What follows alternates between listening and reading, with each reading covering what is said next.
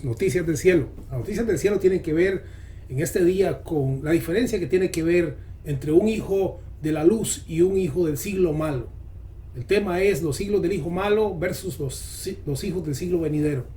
El Señor Jesucristo en San Lucas capítulo 16 verso 18 nos habla y dice: porque los hijos de este siglo, hablando de este siglo, el siglo que usted ve, el siglo actual, el siglo de las noticias, el siglo temporal, dice, son más sagaces en el trato con sus semejantes que los hijos de la luz. ¿Qué? Queremos hacer una separación entre lo que son los hijos de este siglo y los hijos de la luz, bíblicamente hablando. No religiosamente hablando, sino espiritualmente hablando, eternamente hablando. Alabado sea Jesús. ¿Qué pasa con los hijos de este siglo? Bueno, 2 Corintios capítulo 4, verso 4 dice, hablando del Dios de este siglo, porque los hijos de este siglo tienen un Dios también. Hablando del Dios de este siglo, dice en 2 Corintios 4, 4, en los cuales el Dios de este siglo cegó el entendimiento de los incrédulos. Incrédulos son los que no creen. ¿Los que no creen en qué? Bueno, el apóstol Pablo habla sobre salvar a los creyentes. En esta etapa actual que vivimos, todo el mundo cree. Hasta el diablo dice la Biblia que cree en Dios. Pero creer no basta. No se trata de creer. Se trata de algo más allá que creer. De una experiencia. Alabado sea Jesús. Ok, pero dice, en los cuales el Dios de este siglo, su Dios, el Dios de los hijos de este siglo, según el entendimiento de los incrédulos, para que no le resplandezca la luz del evangelio de la gloria de Cristo. Alabado sea el Rey. Ahora, ¿qué es esto del siglo malo? ¿Y qué es esto de los hijos de la luz o el siglo venidero? La Biblia Plenitud, en la página 1528, ponga atención a lo que dice, nos dice lo siguiente. La escritura divide o separa la historia en dos, la separa en dos. El presente siglo malo dominado por el Satanás, el Dios de este siglo, y la edad por venir, o sea, el siglo venidero, la edad que está por ser manifestada, inaugurada. ¿Cuándo se inaugura esta edad por venir? Inaugurada por Jesús.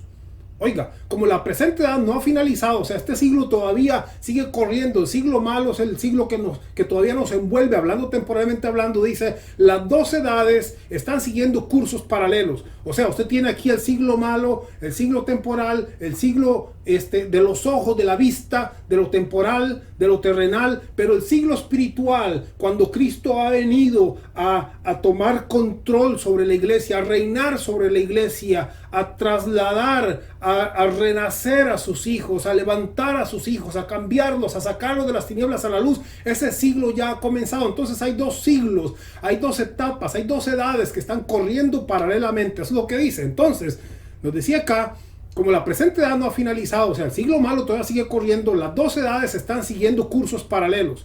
Jesús vino a rescatarnos del dominio de la antigua edad, o sea, del siglo malo, y a transferirnos a la que está por venir. Jesús nos transfiere por la fe al siglo venidero. Ok, Gálatas 1:4 dice, hablando de Jesús, dice, el cual se dio a sí mismo para librarnos, escuche, para librarnos del presente siglo malo. Jesús se entregó a la cruz no para que jugáramos de iglesia o de escuelita o fuéramos muy religiosos o supiéramos mucho de la Biblia o conociéramos muchos versículos y entendiéramos muchas. No, Jesús se entregó a la cruz para librarnos, para rescatarnos, para sacarnos, para transferirnos del dominio de Satanás, del siglo malo, al siglo de la luz. Eso dice Gálatas 1:4, para librarnos del siglo malo. Eso es lo que dice entonces, porque 2 Corintios 4:4 dice que el Dios de este siglo, este siglo tiene un Dios. Y si usted no ha sido rescatado del siglo malo, estoy seguro que ya usted entenderá quién es su Dios.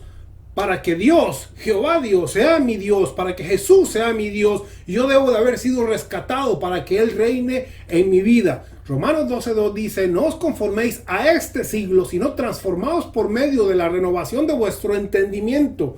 Sí, Dios dice, no estén conformes a este siglo. Hay gente que no está conforme en este siglo y reniega de este siglo y habla de este siglo y se lamenta de este siglo, pero eso no es suficiente. No hay que lamentarse de este siglo. Jesús ya pagó y fue crucificado por este siglo y para rescatarnos de él. Sí, no hay que lamentarse, hay que morir a este siglo y dejar que Jesús nos rescate y nos transfiera al siglo venidero. Por eso Efesios 4:23 dice, y renovaos en el espíritu de vuestra mente. Esa renovación de nuestra mente, esa renovación del espíritu de nuestra mente es la que nos transforma, es la que nos traslada de las tinieblas. Es la renovación en la cual Jesús nos toma y se cumple Colosenses 1:13 que dice, el cual nos ha librado de la potestad de las tinieblas y trasladado al reino de su Hijo amado. Espiritualmente Jesús nos ha tomado de las tinieblas del siglo malo y nos ha trasladado. Ahora, ¿camina usted por fe? ¿Camina usted por lo que no se ve o camina usted por lo que se ve? Lo que se ve es temporal y es pasajero, lo que se ve es irreal, pero lo que no se ve es eterno, lo que no se ve es verdadero. Jesús nos ha sentado con Él en lugares celestiales,